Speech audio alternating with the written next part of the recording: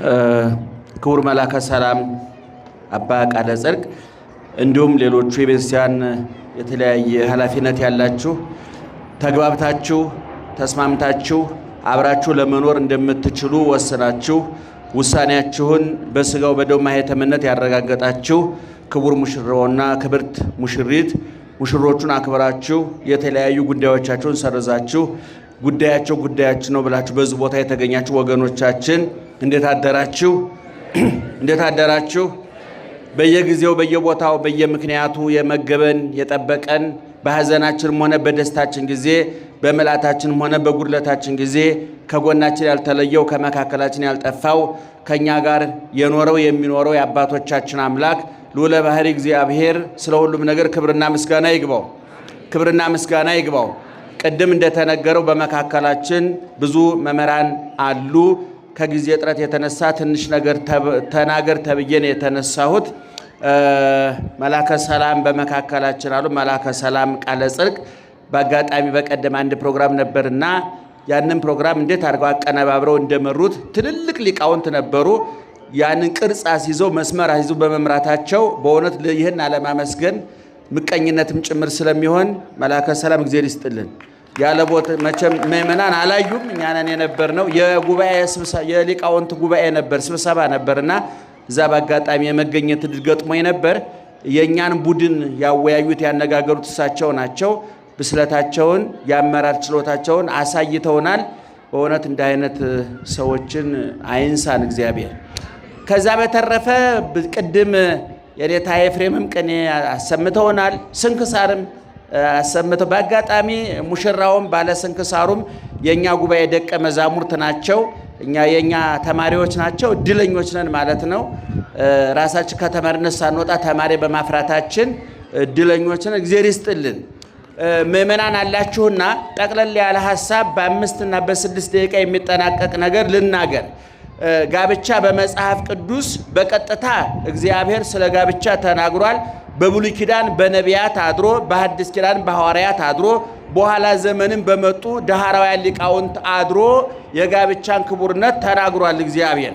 ከብካብ ንጹሕ ወመርዓ ቅዱስ የተባረከ የተቀደሰ ጋብቻ ሰው የሚፈጠርበት ሰው የሚገኝበት በቀጥታ ፈጣሪ እግዚአብሔር ነው። ምክትል ፈጣሪ ደግሞ የሰው መገኛ ሰው ነውና እግዚአብሔር እንደ ሰው ያከበረው ነገር የለም። ወርቁን አላከበረም፣ ፀሐይ ጨረቃ ከዋክብትን አላከበረም፣ አዝሪት እጽዋት አትክልትን አላከበረም። በምድር ላይ በሰማይ በምድር የተከበረ ፍጥረት ሰው ነው። በእግዚአብሔር አራያ አምሳል የተፈጠረ በመጀመሪያ በእግዚአብሔር አምሳል የተፈጠረ ኋላም ይህን አምሳያውን ሲያበላሽ ሲያቆሽሽ እግዚአብሔር ራሱ በአምሳሉ ሰው የሆነለት በመጀመሪያ ሰው ባሪያ እግዚአብሔር ተፈጠረ። ይህን ሲያበላሽ ደግሞ እግዚአብሔር ራሱ በሰው አርአያ መጣ። ነሳ አርአያ ግብር ተብሎ ተነገረለት። እግዚአብሔር በመጀመሪያ በረቂቁ እግዚአብሔር አምሳል ተፈጠረ።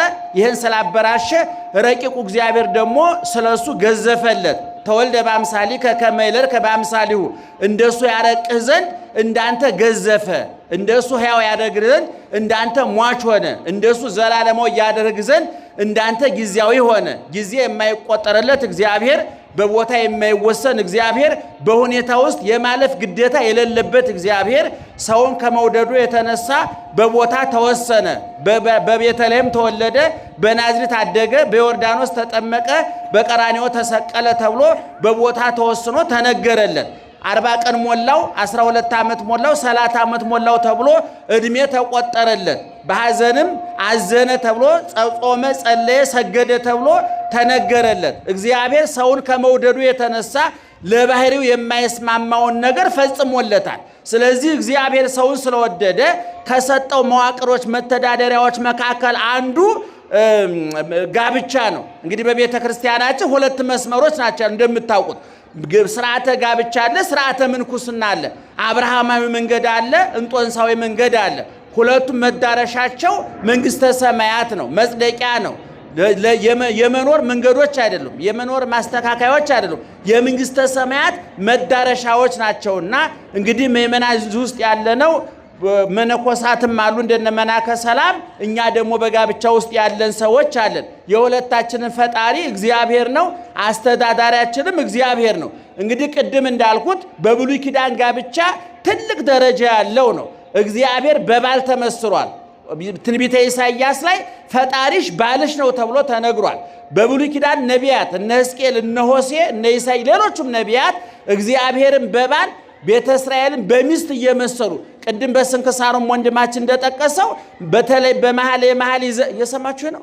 በመኃልየ መኃልይ ዘሰሎሞን ላይ ሰሎሞን ሲናገር ቤተ እስራኤልን በመርዓት በሙሽሪት እግዚአብሔርን በመርዓዊ በሙሽራ በሐዲስ ኪዳን ደግሞ እነ ቅዱስ ጳውሎስ እነ መጥምቀ መለኮት ዮሐንስ ክርስቶስን በሙሽራ ቤተ ክርስቲያንን በሙሽሪት በኋላ ዘመን የተነሱ ዳህራውያን ሊቃውንት ደግሞ በመለኮትን በሙሽራ ትስብእትን በሙሽሪት በመመሰል ተናግረዋል። ይህ ሁሉ ለትልልቅ ምሳሌነት የተመረጠው ይሄ ጋብቻ ሊረክስ ሊቆሽሽ ሊበላሽ ወይም ውጤታማ ስኬታማ ሊሆን ይችላል።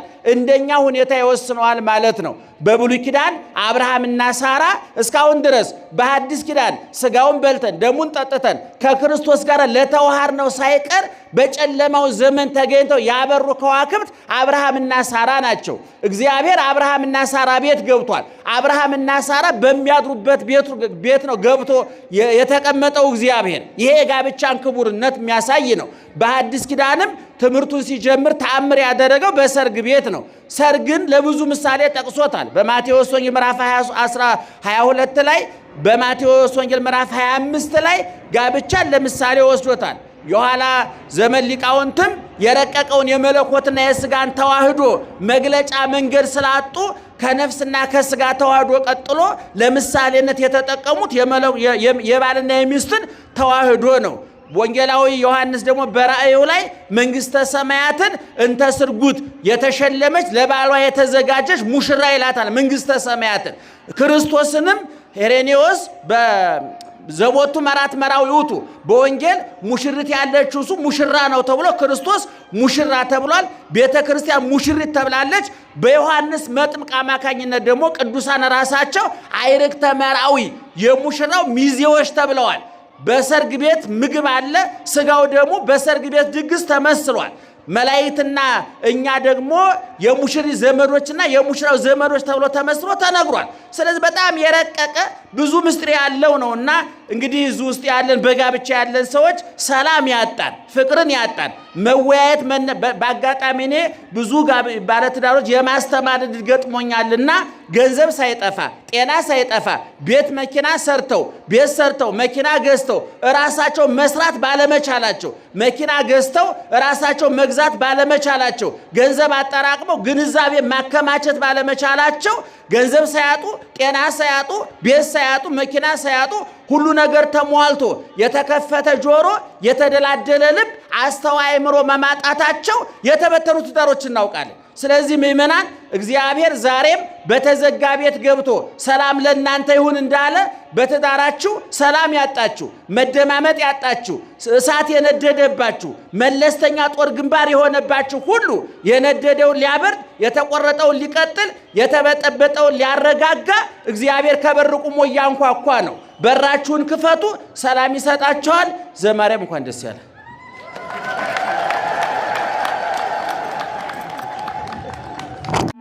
Oh